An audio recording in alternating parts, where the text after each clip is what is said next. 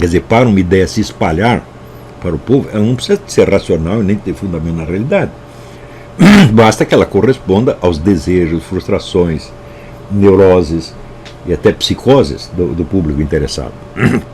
Então, o fato de que a ideologia diversitária hoje apregoe metas que são absolutamente incompatíveis entre si, por exemplo, gaysismo e islamismo, ou gaysismo e feminismo, não atrapalha em nada, né? Porque o discurso autocontraditório, ele tem o efeito do que se chama estimulação contraditória, que desarma uma pessoa e bloqueia totalmente o seu juízo crítico e fortalece, em vez, vamos dizer, do domínio da razão sobre a personalidade, fortalece o controle emocional através da adesão e do espírito de grupo. Você tem que pensar como os outros, porque senão você será rejeitado por eles, você não terá mais namorado, não terá mais amigos, etc, etc. Então é isso que nós vemos hoje. Quer dizer, tem uma engenharia da psicose. Quem está fazendo a engenharia da psicose não é mais a militância esquerdista, são os grupos milionários que entregam para eles o discurso pronto e os idiotas repetem. Esta é a situação.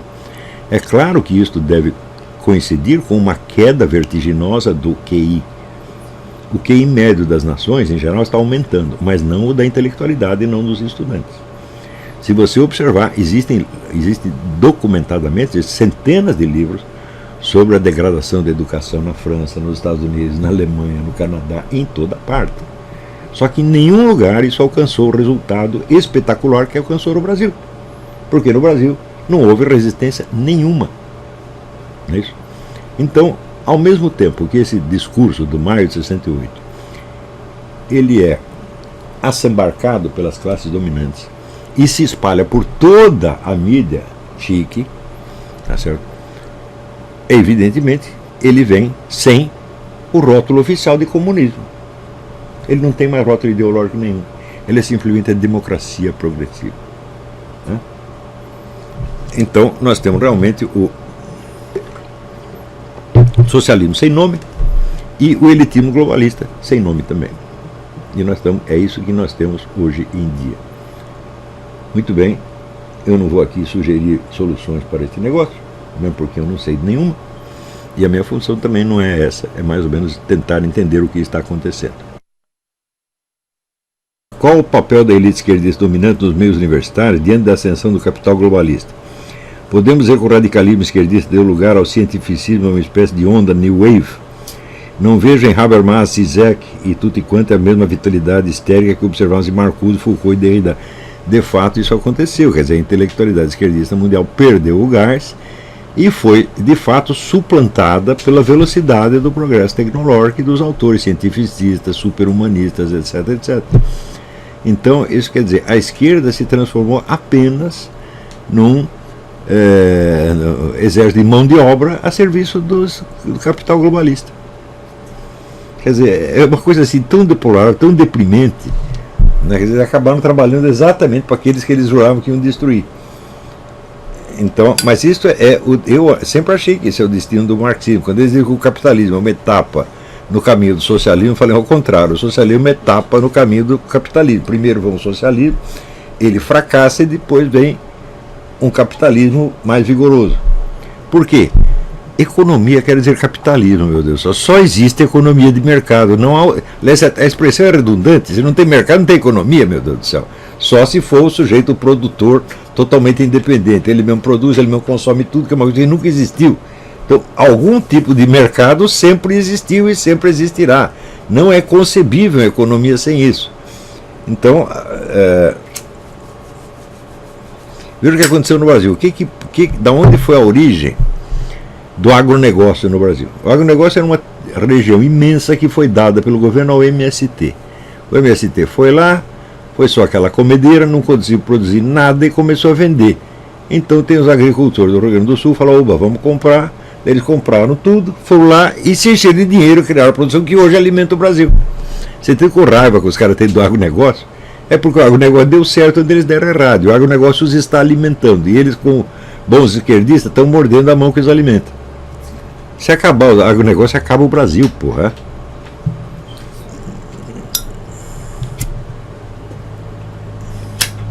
Então, não pode esquecer, esse negócio do super-humanismo, ele vem na esteira do movimento de maio de 68, só que ele prolonga esse movimento e o transcende infinitamente. Quer dizer, os projetos do super-humanismo são de um alcance monstruoso, mas eles realizam aquilo que os próceres de maio de 68 já falam: não se trata de criar uma nova sociedade, mas uma nova espécie humana.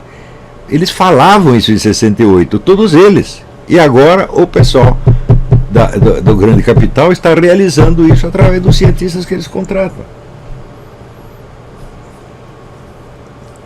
Quer dizer, veja, tem uma... Eu acho que o Alain Touraine, um sociólogo esquerdista, ele observou que em maio de 68 aconteceu que a noção do socialismo do marxismo como socialismo científico foi derrubada e se voltou então à concepção do antigo socialismo utópico. Marx começa a sua obra criticando o socialismo utópico, isso é, subscrevendo os ideais do socialismo utópico, mas tentando transformar o socialismo num procedimento científico.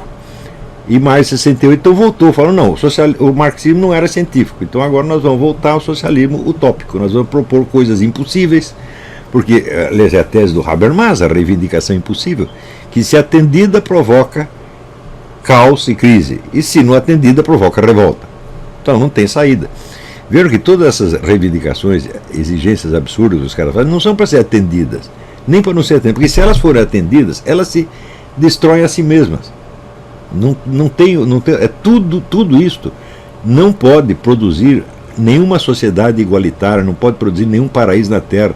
Ao contrário, por exemplo, leis feministas, tá bom, então tem leis feministas, então para isso precisa tribunais especializados, polícia especializada, mais fiscalização, mais não sei o quê.